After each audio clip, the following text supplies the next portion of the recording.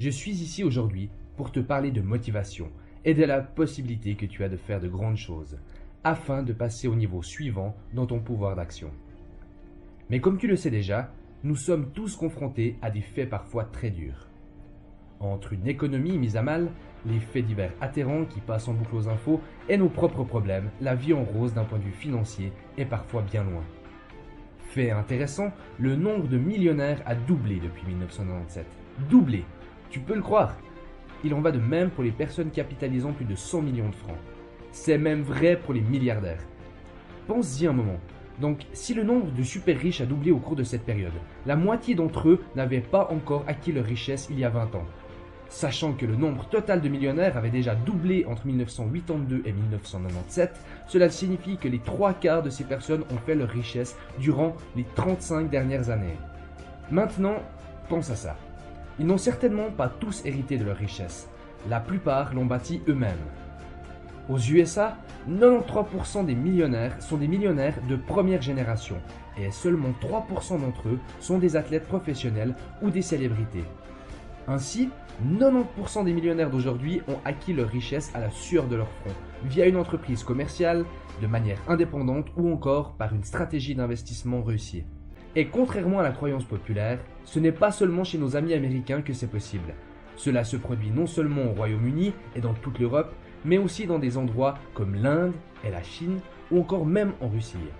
C'est une tendance mondiale. De nouvelles possibilités sont là, prêtes à être saisies. Et si tu es comme l'un de ces nombreux entrepreneurs qui a réalisé ses rêves, c'est un train dans lequel je pense tu sauterais volontiers. Donc, ce que nous avons, c'est cette division étrange, où une grande partie de la population est vraiment en difficulté pour joindre les deux bouts. Et en même temps, ce deuxième groupe qui se porte vraiment bien et dont l'avenir est prospère. Je ne parle pas ici d'une petite division, je parle d'une fracture continentale à l'échelle du Grand Canyon. Contrairement à ce dernier, il n'y a juste pas de touristes qui prennent de photos. Selon les médias, il y a d'un côté les personnes qui se plaignent de leur sort, des usines abandonnées et des maisons saisies, et de l'autre, des communautés riches et confiantes, des yachts de luxe et des voitures de sport exotiques.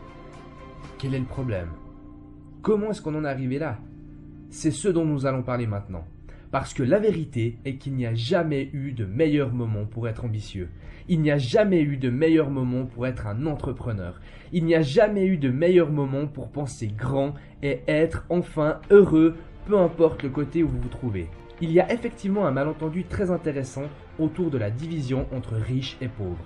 La plupart des gens croient que la division dont parlent les médias se situe entre les gens qui gagnent 100 000 francs ou moins chaque année et ceux qui gagnent 250 000 francs. Mais en fait, cette fracture-là de la classe moyenne devient de plus en plus étroite. La division réelle, ce grand canyon entre riches et pauvres, se situe entre ceux qui font 500 000 francs ou moins chaque année et ceux qui font 10 milliards ou plus. Voilà la division qui s'élargit, celle dont les médias parlent. Personne ne veut parler des véritables chiffres. Gagner 1 million de francs chaque année est si loin de la réalité de la plupart des gens. Mais c'est la réalité de notre société et c'est déjà un chiffre énorme. Tout est possible, mon ami. Je n'ai pas pour ambition personnelle d'accumuler des richesses ou des millions sur mon compte en banque. J'ai beaucoup voyagé, j'ai interrogé des centaines de personnes sur leurs ambitions et la plupart m'ont parlé d'argent comme ambition principale. Mais ce que la plupart ne savaient pas, c'est le pourquoi ils voulaient de l'argent et par quelle stratégie ils comptaient y arriver. Gagner beaucoup d'argent avec la bonne motivation et la bonne stratégie est accessible à tous, mais il faut avoir un but. Ce n'était malheureusement pas le cas il y a 100 ans, mais avec le phénomène de mondialisation et Internet, tout est possible pour tout le monde aujourd'hui. Oui, j'ai bien dit et je le répète, pour tout le monde. Toi qui m'écoutes en ce moment également. Donc si tu as un projet concret, commence par le visualiser et par y croire, vraiment. Pourquoi penses-tu que la religion a su accomplir tant de choses? Diriger des nations entières, s'octroyer des territoires. La réponse est simple. Une foi inébranlable. Je parle bien sûr ici de la foi dans sa dimension la plus pure et non pas juste de son aspect religieux. Les multimillionnaires et milliardaires que j'ai rencontrés avaient tous un seul point commun, un seul secret. Cette foi inébranlable en eux-mêmes et en ce qu'ils font pour atteindre leurs rêves et leurs objectifs. Donc, que ce soit pour de l'élévation spirituelle ou pour l'acquisition de richesses matérielles, tu n'as qu'une seule chose à faire. Aie foi en toi. Bien sûr, tu auras des obstacles, mais ne les prends pas comme tels. Les challenges nous font grandir. Tout est une question de point de vue. Change d'angle, considère-les comme un levier de puissance afin d'atteindre ton but. Deviens inarrêtable et fier de toi. Tu as un pouvoir d'action infini et toi seul peux changer le cours de ta vie. Et maintenant, je te propose de concrétiser cette belle théorie à ton échelle. Commence petit et vois grand. C'est ainsi que tu auras une vie extraordinaire. Je vais pour terminer te proposer cette phrase que m'a laissée mon arrière-grand-père et qui fait sens dans ma vie et qui, je l'espère, en aura aussi dans la tienne. Cette phrase est la suivante. Le trop et le trop peu ne rendent pas l'homme heureux.